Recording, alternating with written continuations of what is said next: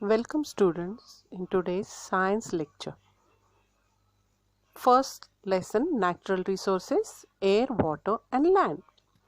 In your book, there is one picture given to observe. You have to observe that picture and answer some of the questions. Now, you can see that some things in the picture are in water, some are on land and some in sky, that is in the air.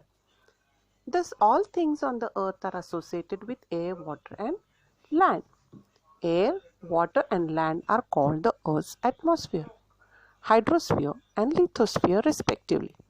Moreover, different living things occupy these three spheres of earth.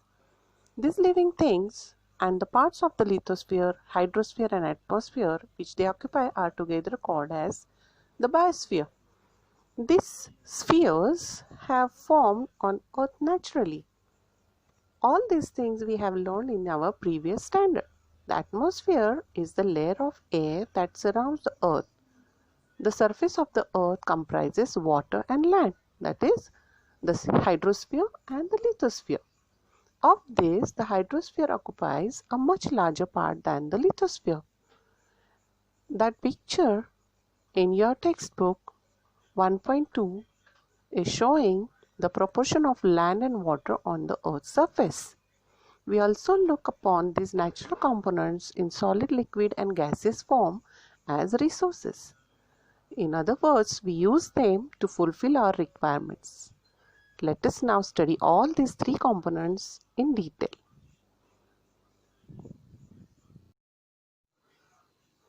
Can you recall? What are the 5 layers of the atmosphere?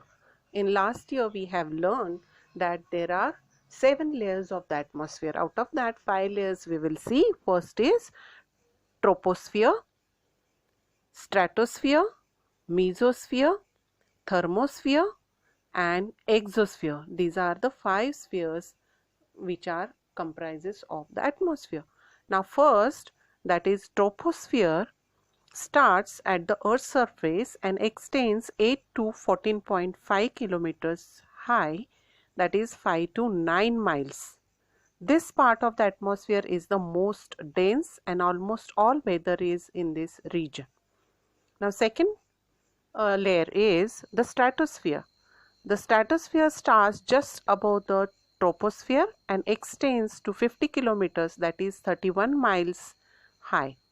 The ozone layer, which absorbs and scatters the solar ultraviolet radiation, is in this layer. Third layer is the mesosphere. The mesosphere starts just above the stratosphere and extends to 85 kilometers, that is 53 miles high. Meteors burn up in this layer.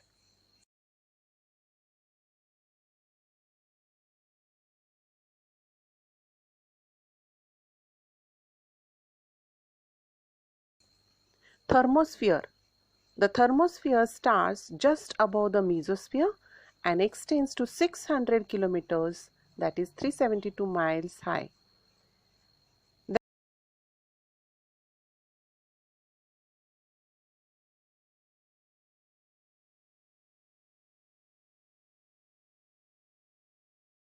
Then the last sphere, that is exosphere. This is the upper limit of our atmosphere. It extends from the top of the thermosphere up to 10,000 kilometers, that is 6,200 miles.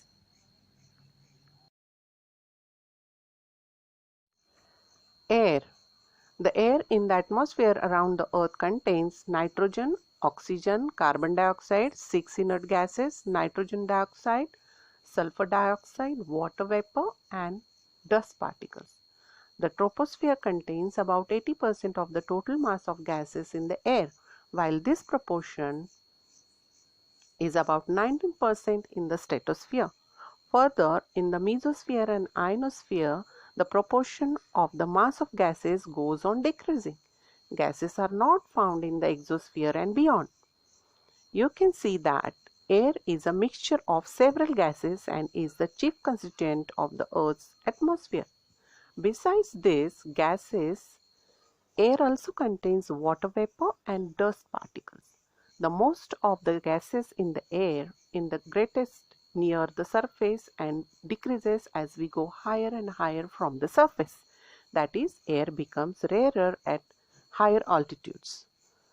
The proportion of the constituents of air and some of their uses are given in your textbook. For example, nitrogen gas. Nitrogen helps in living things to build the necessary proteins. It is useful in the production of ammonia and in airtight packaging of foodstuffs. Another gas is oxygen. It is necessary for respiration in living things and for combustion. Carbon dioxide gas. It helps plants for producing their food. It is used in fire extinguishers too. And 6 inert gases. 1. Argon. It is used in electric bulbs. 2. Helium. It is used for obtaining low temperature and also for generating lift in the airships. 3. Neon. Used in decorative lights and for street lighting. 4. Krypton. It is used in fluorescent tubes. 5. Xenon. Used in flash photography. Always remember, the living world on the earth is sustained due to the balance between various gases and other constituents of the air. The atmosphere is a very important filter. It allows the light and heat of the sun to reach the earth, which is necessary for life, but it prevents the harmful elements from reaching the earth. It is in the atmosphere that fog, clouds, snow, and rain are produced. What is the similarity in 3 pictures shown here?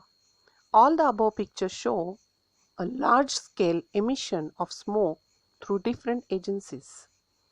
This smoke directly mixes with the atmosphere, disturbing the balance between the constituents of air. This is called air pollution.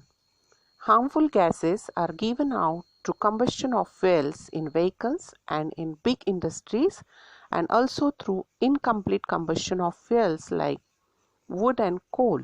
As a result, air pollution is increasing day by day.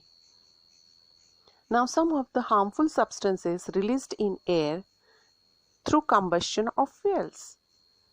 These are nitrogen dioxide, carbon dioxide, carbon monoxide, sulfur dioxide, and soot. Ozone layer. Ozone layer is the protective shell. There is a layer of ozone. The molecular formula of ozone is O3, gas in the lower part of the stratosphere. Ozone gas is not directly useful for the survival of living things. Yet, it is very important for living things to have this layer of ozone at a high altitude around the earth. The ultraviolet rays coming from the sun are very harmful for living things. The ozone gas absorbs these rays. As a result, life on earth is protected. The ozone layer is destroyed if chemical gases like carbon tetrachloride or the chlorofluorocarbons used in air conditioners and refrigerators mix with the air. The 16th of September is celebrated as Ozone Protection Day all over the world to make everyone aware of the importance of the ozone. Do you know, in metropolitan cities like Mumbai, Pune, or Nagpur, boards are displayed at places of heavy traffic to show the proportion of various constituents of the air at the places. Due to these boards, we can see the amount of harmful elements in the air